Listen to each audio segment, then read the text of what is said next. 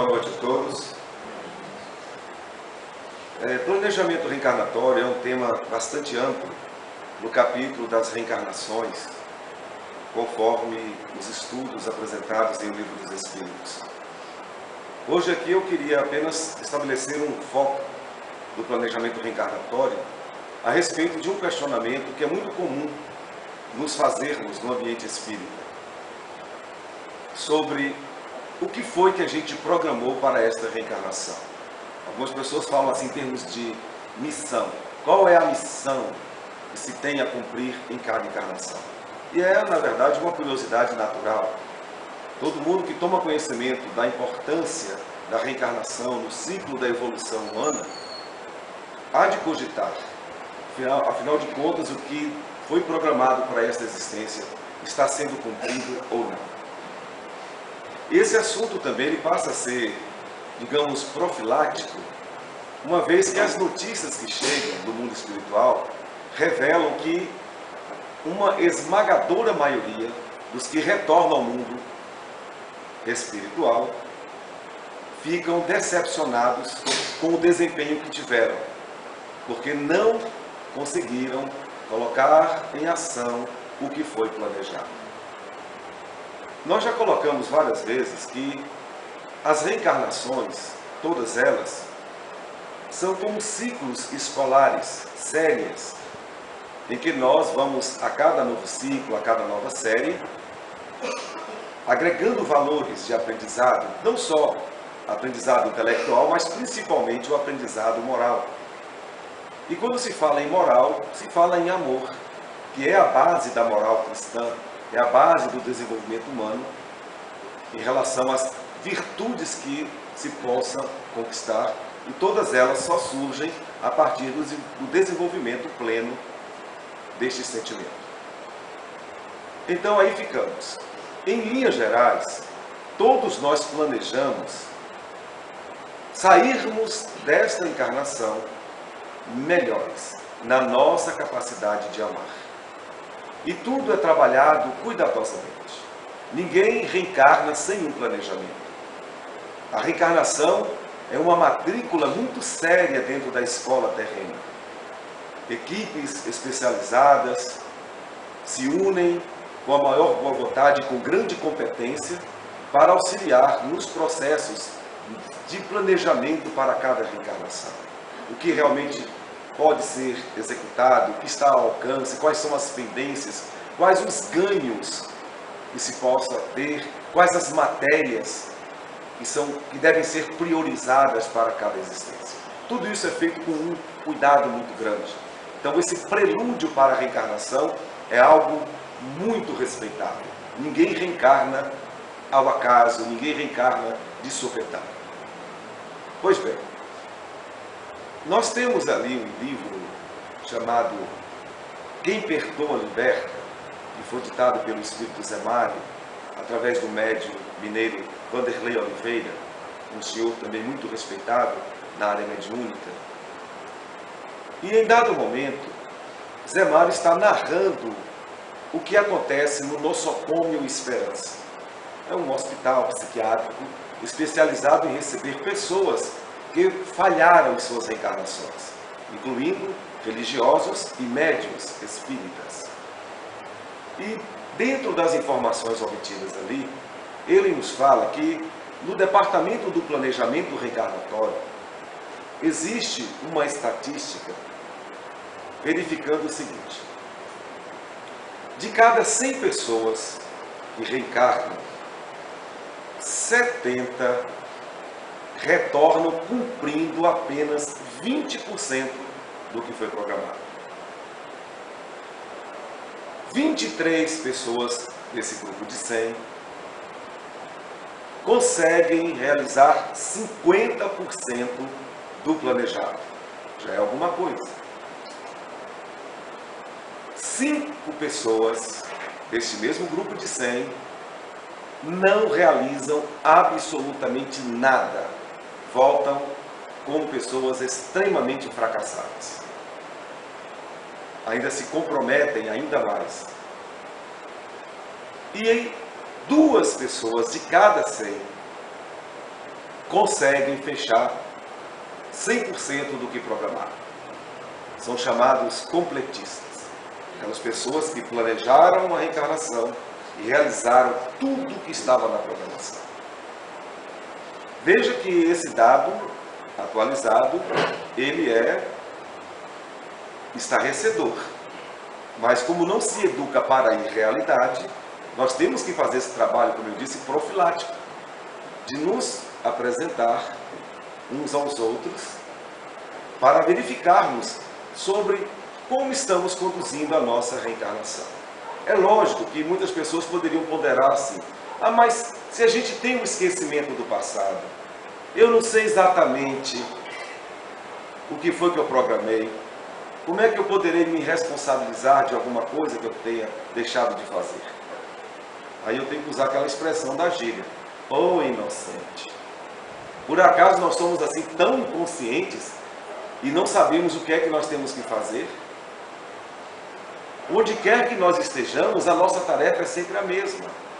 É a de fazermos o melhor, em termos de generosidade, de compreensão, de perdão, de tolerância, de compaixão, de misericórdia, de devotamento, de abnegação. Eu poderia ficar o resto da noite aqui falando de todas as virtudes que nós poderemos acrescentar no histórico da nossa evolução a cada nova reencarnação. Então as pessoas, as circunstâncias, tudo que a gente vivencia dentro da família, fora da família, em qualquer parte, tudo, absolutamente tudo, faz parte das provas necessárias para que a gente possa desenvolver as aptidões e as virtudes. É lamentável, às vezes, como nós nos colocamos na posição de vítimas quando surgem as dificuldades. Nos colocamos na condição de coitados, começamos a lamentar, sendo que o que a doutrina espírita nos mostra é exatamente o contrário. As dificuldades, as provações, elas são proativas. Elas nos colocam em situações tais para que possamos desenvolver atividades que nos acrescentem valores novos. Os problemas intricados de todas as ordens, eles vão nos servir para desenvolvermos ainda mais o principal atributo que nós temos, que é a inteligência. Todas as dificuldades são problemas programados para desenvolvermos a inteligência. Ao mesmo tempo em que há situações adversas nos relacionamentos conflitantes, e todos são conflitantes, em qualquer esfera, também eles estão ali colocados para agirmos de uma forma positiva sobre esses conflitos e assim nos superarmos como seres humanos, conseguindo confirmar convicções teóricas do nosso planejamento reencarnatório. Sim, convicções, porque a teoria nossa está no planejamento reencarnatório. Quando a gente está no mundo espiritual, tendo uma visão plena da evolução que todos nós devemos passar, da necessidade de reencarnar para acrescentarmos no nosso currículo, no nosso histórico, valores renovadores, a gente tem uma lucidez tamanha e a gente se enche de fé e de convicção de que tudo que será proposto naquela encarnação estará visando o nosso crescimento. E a gente se enche mesmo de otimismo, de confiança no futuro e nos lançamos para uma nova encarnação. Pronto. Só que quando chega aqui, já não é mais a hora da teoria, é a hora da prática. É a hora de usarmos o livre-arbítrio para autenticarmos o que foi planejado. Uma coisa é você fazer um projeto, uma coisa é você executar o projeto. Então, quando a gente planeja a reencarnação, a gente projeta o que seria ideal, o que nós poderíamos conquistar naquela encarnação. Mas é quando se encarna, quando se adentra o corpo físico, que nós vamos partir para a execução do que foi planejado. Então, não temos que lamentar absolutamente nada em termos de dificuldades que surgem, ou acusando o destino, ou a lei de causa e efeito, ou karma, como queiramos chamar. Porque tudo faz parte da programação reencarnatória. É a mesma coisa de uma postura imatura de um estudante que de repente chegasse para os professores e disseram: olha, vocês, por favor, não venham mais para aqui, para essa escola. Nem tragam esses problemas, essas atividades e esses livros. Porque isso é muito chato, dá muito trabalho. É a mesma coisa. Recusar os testes que a vida nos coloca é a mesma coisa de você tentar expulsar todos os professores da escola, para você não ter trabalho nenhum. E para a escola você ter o que fazer. Mas vocês se lembram que a semana passada a gente falou aqui sobre a preguiça, não foi? Foi um painel, falamos algumas coisas e vamos continuar a falar sobre isso hoje. Porque em grande parte, aquelas 70 pessoas que apenas aplica 20% do que programou, estão tomadas de preguiça. Preguiça. Pura preguiça. Do ponto de vista magnético, a questão 555 do Livro dos Espíritos nos mostra que há muito que se saber sobre este tema. E o Espiritismo nos mostra exatamente isso. Que tudo que a gente pensa, tudo que a gente sente, toma forma, tem cor, tem cheiro, tem tessitura, tem peso. As energias produzidas pelos pensamentos tomam forma e passam a fazer parte da nossa psicosfera individual. Então, cada um tem sobre si uma nuvem de fluidos que são a produção autoral dos seus sentimentos e dos seus pensamentos. Ou dos nossos sentimentos e pensamentos, para que eu também possa me incluir nessa história. Muitas vezes a gente se queixa: eu estou sentindo um peso. Procura o passe, o trabalho de fluidoterapia, e muitas vezes se verifica que não tem ali um espírito atuando, provocando um processo obsessivo, o que era de se esperar comumente. O que se percebe é uma série de energias escuras. Quando se fala em energias escuras, são energias sem qualidade moral, sem qualidade mental. E é comum, quando estamos fazendo o trabalho de limpeza fluídica, notarmos essas nuvens escuras em redor das pessoas. O passe é proposto, o trabalho é feito, e as pessoas sentem um alívio depois do tratamento, porque foi feito um trabalho de desfluidificação das energias negativas que foram construídas. Mas quem foi que construiu? Na maioria a gente não vê um espírito provocando. É a própria pessoa. Por isso que a gente recomenda os pacientes: olha, vamos frequentar as reuniões públicas doutrinárias, vamos ler o Evangelho segundo o Espiritismo, vamos ler obras edificantes, justamente com essa ideia de que a pessoa ataque a causa daquela criação de fluidos ruins, que é a sua própria postura íntima. Certamente a pessoa não está com um pensamento positivo, não está lidando com a vida de maneira otimista, não está enfrentando com coragem, com dignidade, todas as circunstâncias que a vida nos impõe para o nosso crescimento. Estamos ao contrário, nos colocando numa postura pessimista, desencorajadora. E aí sim, essas energias madraças, indolentes, vão ser utilizadas por espíritos vampirizadores, sanguessugas, que são extremamente preguiçosos e querem viver às custas das energias dos outros. São verdadeiros ladrões fluídicos. Aí eles se aproveitam, se aproximam e aí endossam ainda mais, endossam aquele processo mental, fluídico, negativo que nós construímos, que nós causamos. Aí já gera um problema ainda maior e vai exigir muito mais trabalho para que aquilo se desfaça. E a Casa Espírita lida com isso diariamente. E o grande trabalho que nós temos a fazer é tentar mostrar a causa desses problemas. E a causa está em nós. Porque a solução também de todos os problemas está em nós. Como disse Jesus, nós somos deuses. Se nós vigiarmos mais a nossa maneira de ser, se nós orarmos com mais fé, com mais empenho, com mais esperança, com mais confiança em Deus, nós vamos construir energias positivas que vão permitir também a aproximação de espíritos bons.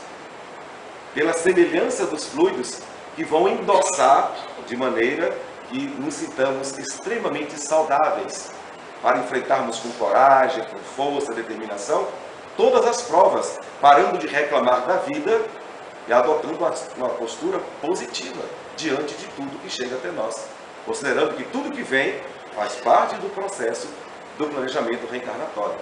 Nada é à toa, tudo é necessário para o nosso desenvolvimento.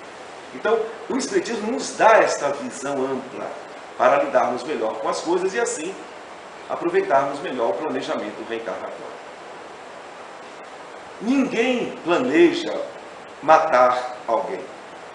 Ninguém planeja se matar. Ninguém planeja roubar. Ninguém planeja mentir. Ninguém planeja fazer absolutamente nada de ruim. No planejamento reencarnatório, todos, 100%, todos planejamos fazer o melhor. Se formos homens, para sermos homens bons, no sentido mais profundo da palavra. Se formos mulheres, que sejamos mulheres dignas, também na acepção profunda da palavra. Como cidadãos, como seres individuais, como seres coletivos, como seres que fazemos parte de um universo que é todo entrelaçado. Porque é importante a percepção deste princípio magnético da doutrina espírita, que nos informa que ninguém, por mais que pense estar, ninguém está absolutamente só. Nossas energias são totalmente entrelaçadas. As pessoas com as quais convivemos e fazem parte do nosso grupo do centro espírita, do nosso grupo de trabalho, do nosso grupo familiar, nosso grupo social em qualquer área da vida coletiva, todos têm um entrelaçamento conosco. Há um motivo, há uma razão. Filhos, irmãos, pais, amigos, até os inimigos têm ligações fluídicas marcantes com todos nós, porque até mesmo as pedras se encontram. Tudo está profundamente entrelaçado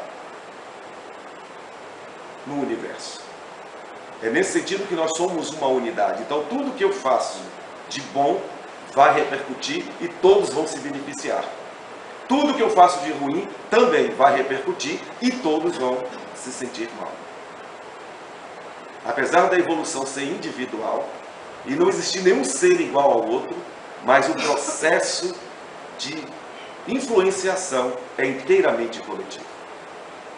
Assim, para que a gente tenha uma família tranquila, todos da família devem estar atuando no mesmo nível de interesses, de propósitos. E se todos estão trabalhando de forma edificante, não importa o caos que possa ter se instalado na sociedade, mas naquele seio familiar, ali todos vão respirar a psicosfera da dignidade, do esforço, da paz, que fizeram por merecer.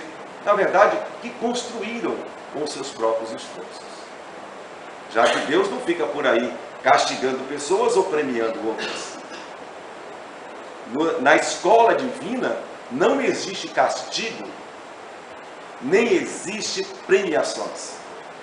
Existem consequências. Todos nós somos a consequência do que fazemos de nós. Esta é que é a realidade.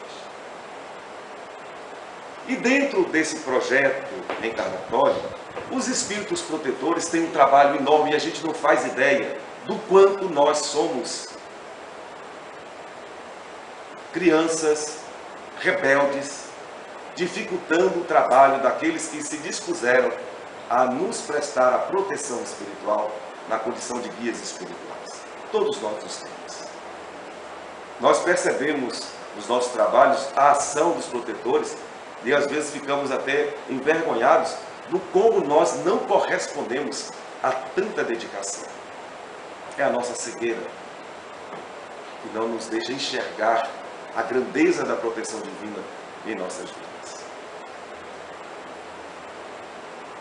Na literatura espírita, tem uma história, por exemplo, de intervenção do espírito protetor para tentar fazer com que um casal não desviasse completamente o planejamento reencarnatório. O casal tinha feito um propósito.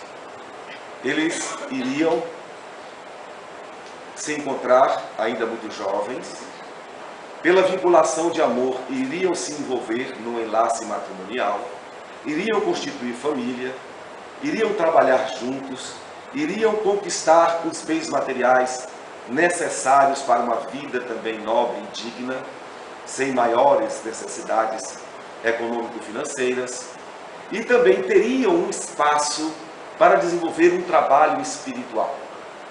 Eles iriam fazer parte de uma instituição espírita que iria atender a crianças, a idosos e a diversos segmentos de carências sociais da sociedade. E esse seria o ponto principal da reencarnação.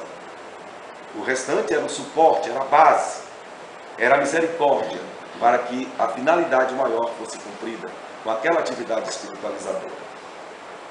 Mas o casal, apesar de digno, de nobre, estava se esquivando da tarefa espiritual. O tempo ia passando, os convites vinham chegando, as inspirações vinham da parte dos espíritos bons, e eles sempre tinham uma desculpa: não, mas nós vamos fazer uma pós-graduação, não, agora nós precisamos comprar um sítio, e vamos investir também numa carreira fora do país, e vem os filhos, e temos que renovar o carro, a casa também tem que ser renovada, e sempre tinha algo de imediato que iria lhes tomar o tempo daquele momento, e a tarefa ia sendo adiada. Até que os espíritos protetores, especialmente um, viu que o planejamento reencarnatório ia por água abaixo. Aquela encarnação estava estéril, estava acrescentando nada para aquele casal, que tinha recebido tantas dádivas. O que o Espírito fez? Ele próprio programou uma reencarnação. Reencarnou o filho daquele casal, uma criança belíssima, muito educada, porque era um espírito de grande elevação moral e intelectual. Uma criança que encantava a todos. E o casal estava extremamente realizado e feliz com aquele filho. Até que, aos 3 anos de idade, a criança teve uma doença que até hoje os médicos não souberam identificar, e rapidamente veio a desencarnar. O casal desabou emocionalmente. Como poderia um anjo desaparecer daquela forma? Eles não tinham mais forças para nada, nada mais interessava. Aqueles projetos de construir coisas materiais, coisas intelectuais, desapareceram, ficaram mesmo completamente entregues ao sofrimento, pela perda daquele filho extraordinário. Até que foram conduzidos a Chico Xavier, por pessoas que indicaram, por ver o casal naquele tamanho sofrimento, aquela tamanha alienação. E em contato com o Chico, o casal obteve um esclarecimento de que aquele filho, na verdade, era um espírito protetor do próprio casal, que havia ajudado no planejamento reencarnatório e que estava muito preocupado porque eles não estavam cumprindo o que prometeram para glorificarem aquela encarnação, que era o envolvimento com o trabalho espiritual. O próprio Espírito escreveu do filho, incentivando os pais, e depois está ali, naquele momento. Eles voltaram para as tarefas espirituais, diminuíram a ambição por conquistas materiais e passaram a se dedicar a obras beneméritas, onde estão até hoje. E assim garantirão, quem sabe, poderão ser completistas, poderão estar entre aqueles 2% que de fato cumprem tudo o que programaram para a atual reencarnação. Aqui mesmo nas casas espíritas a gente percebe isso conversando com os companheiros, que muitos dizem assim: olha, eu sinto que eu não estou fazendo o que eu devia. A nossa própria consciência nos fala isso. Sinto que eu faço muito menos do que poderia. Sinto que eu estou devendo. E é por isso que a gente faz palestras elucidativas, realistas como essa. Para que a gente que ainda está encarnado, a gente pense se não é tempo de fazermos uma reviravolta, ou vamos esperar que haja uma tragédia na nossa vida, que a gente perca até mesmo a vontade de viver para buscarmos algo que é espiritual. Porque a gente não começa a fazer agora, em que as coisas estão mais ou menos bem, estamos com uma saúde relativa, com a inteligência preservada, com condições dignas de sobrevivência. A hora é agora de fazermos algo. E saímos dessa estatística infeliz, extremamente infeliz, onde apenas 70% das pessoas apresentam 20% de rendimento, que já é ruim, e chegam com grandes aflições, precisando de socorro lá na pátria mãe, dando trabalho aos espíritos protetores, além de se transformarem em grandes decepções reencarnatórias. Sem falar dos 5% que simplesmente joga no lixo a reencarnação. Não faz absolutamente nada. Entrega-se completamente aos crimes, às drogas, às corrupções e pronto. Esses aí estão numa situação deplorável desde já. 23% com 50% de rendimento, nota 5. Se fosse da nossa escola aqui, não passava, porque a nossa escola aqui você tem que tirar 7 para passar de ano. Estudo sistematizado, 6. Então, nem aqui seria aprovado. E que apenas 2% da população, imagine o que é isso, de 7 bilhões de pessoas, né, 2% apenas conseguem, de fato, cumprirem aquilo que foi programado. E olha, às vezes, a complicação nossa não é apenas não fazermos nada, sermos espíritos neutros, entregues à preguiça, porque os espíritos obsessores, que são geralmente preguiçosos, eles estão fazendo isso com as pessoas. Nós vimos o Papa Francisco, inclusive, chamando a atenção para os fiéis católicos que estão com a fé amornando. Os evangélicos estão vendo a mesma coisa. No Espiritismo não é diferente. As pessoas se acomodando em não fazerem nada.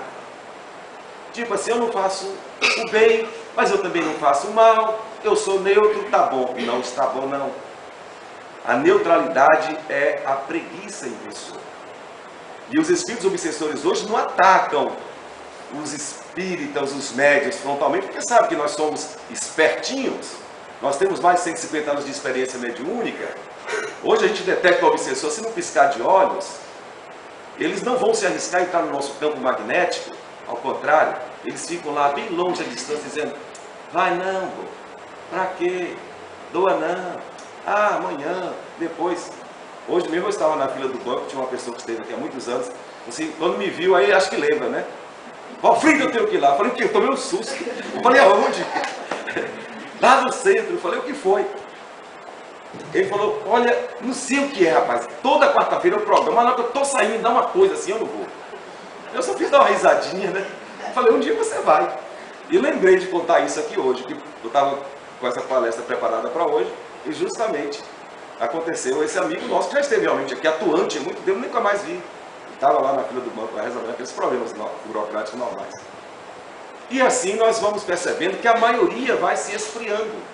O Papa está preocupado com os católicos, os pastores estão preocupados com aquelas pessoas que só querem milagre, milagre, milagre, dinheiro, prosperidade, e não agem. E no Espiritismo também, os médiuns estão entrando no mesmo sistema, tudo acomodado.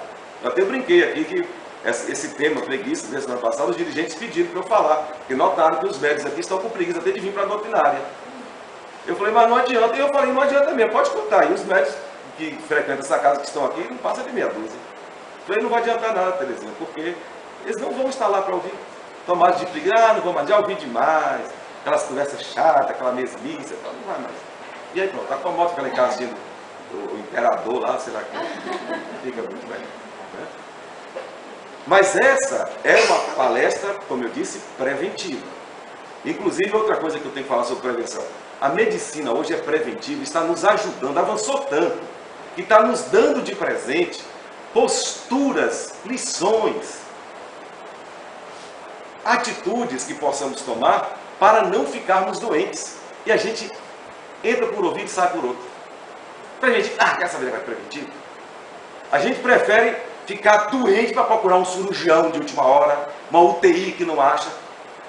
Se a gente se prevenir, não vai nem precisar ir em médico. E quanto às virtudes que a gente programou, gente, a principal virtude que nós planejamos para essa encarnação foi a paciência. Não é à toa que os antigos já falavam: quem não tem paciência não vai para o céu. Você imagina, você acha que o céu vai aceitar esse tanto de gente irritadinha? Tem cabimento? A gente vai desequilibrar o céu? Lá todo mundo numa boa, todo mundo cheio de compreensão, de ternura. Alguém faz o mal, fala, ah, coitadinho, é um doente. E com essa irritação que a gente vive, essa agonia, essa ansiedade, a gente vai para o céu como? Esse bando de pessoas impacientes. Não tenho tolerância com nada. Eu vou ter que parar de falar, senão eu já vou ficar impaciente. Vou parar agora.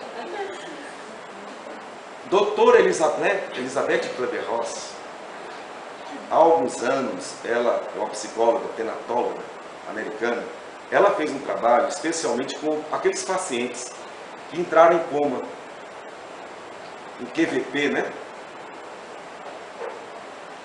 Experiência de quase morte, né?